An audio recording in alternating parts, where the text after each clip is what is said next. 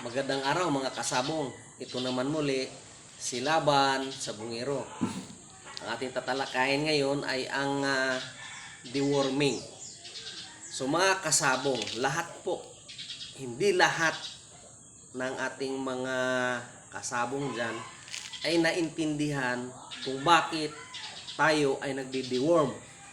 Kung anong klaseng dewormer ang gagamitin natin, anong oras dapat kayo magbigay, at anong edad kayo dapat mag-deworm. So ito po yung tatalakayin natin ngayon. Deworming, pagpupurga. Ayan. So, what is the best time to deworm gimpaul? Ano ang oras na pinakadabis na i-deworm ang inyong mga manok pansabong? Mga kasabong, 4 to 5 AM. Yan po ang pinakadabis na magpurga. Bakit? Okay. Ganito yan mga kasabong. Yung manok ninyo, malamig yan. Naka-steady lang yung manok ninyo. So meaning, hindi masyadong gumagalaw, walang workout yan, kumbaga. So mahina po ang metabolism po ng inyong manok pansabong. So meaning, yung pagkain po ay magkakaroon po na abundant po sa ilalim, yung mga worms, no? Yung mga bulati. So doon sila titira ng titira sa pagkain. Ayan. Yun po kung bakit alas 4 to alas 5 ng umaga. Dahil maiimti na rin po yung manok pansabong nyo. Bukod sa agresibo ang mga bulati niyan sa oras na yan, 4 to 5 AM, mawawala na rin po yung pagkain na inyong manok pansabong dahil mag-iimti na yan. So gagalaw at gagalaw yung mga bulati sa paghanap po ng pagkain dahil na mag-iimti na yan. So pag pinainom ninyo, totally mamamatayan sila just because nilagyan nyo ng pamurga. Ganun po ang pinakasikreto niyan. The best time to deworm your gimpaul is 4 to 5 AM. Ayan po. So, talakayin natin po ang mga bulati. Types ng mga bulati.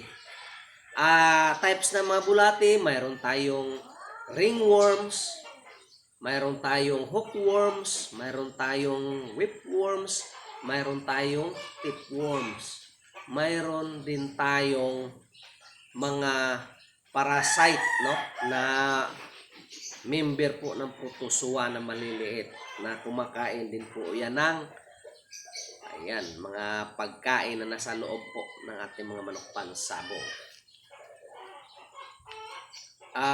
Talakay natin ang types of dewormer, mga klase ng dewormer na pinapainom natin. Mayroon din tayong libamisol. Kung bibili po kayo ng mga pampurga ninyo, tingnan ninyo kung ano nakalagay. Libamisol, niclosamide, praziquantel, albendazole, or diethyl carbamazine, at saka ivermectin or thiabindazole. Yan po ang types of dewormer na makikita mo dyan sa likod po ng inyong pamurga. Ayan. Bakit kailangan nating purgahin ang ating mga manok pansabong? Of course, for the health purposes po, mga kasabong. Kasi po, pag may bulati ang inyong manok, inaagaw ng bulati ang lahat ng pagkain na ipinakain mo doon sa mga manok pansabong ninyo. So, ang inyong manok, magiging payat yan. Magiging hindi yan healthy. Ang mangyari niyan,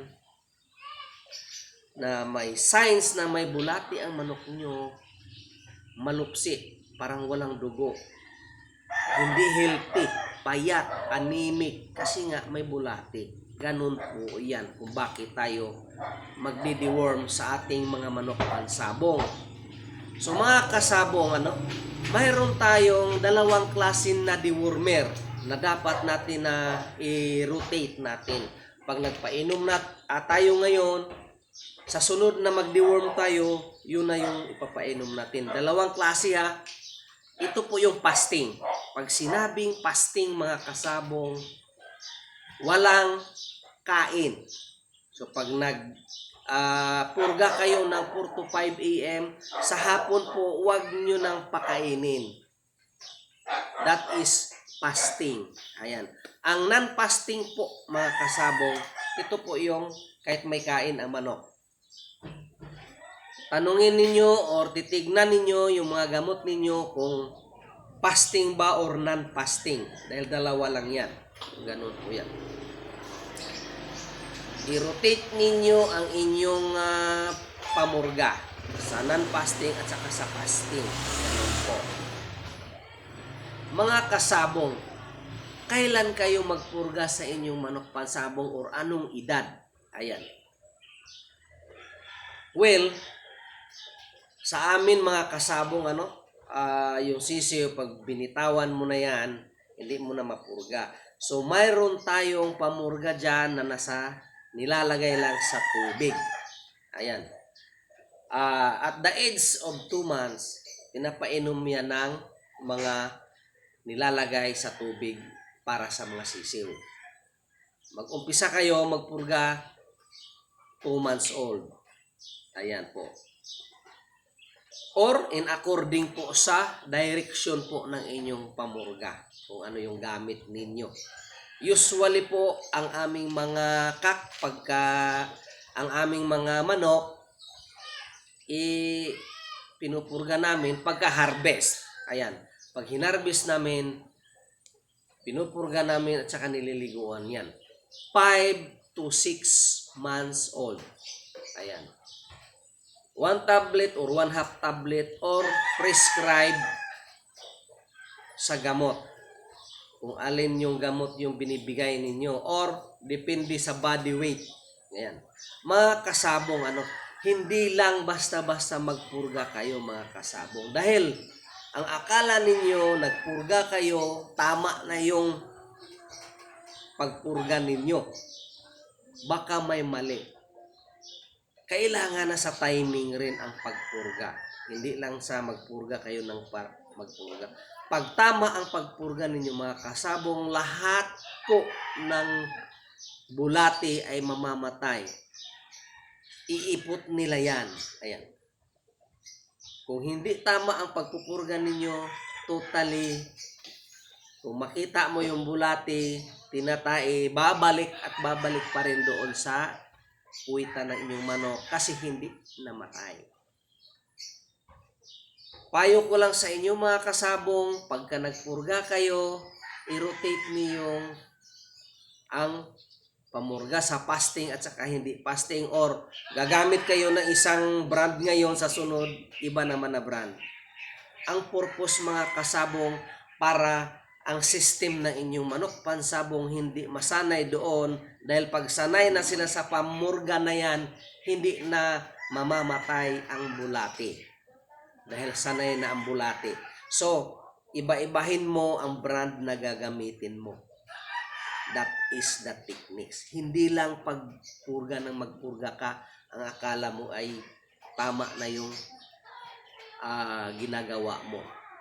Mga kasabong, sa pagpurga mga kasabong, kailangan may timing at saka techniques para yung manok ninyo siguradong patay ang bulati.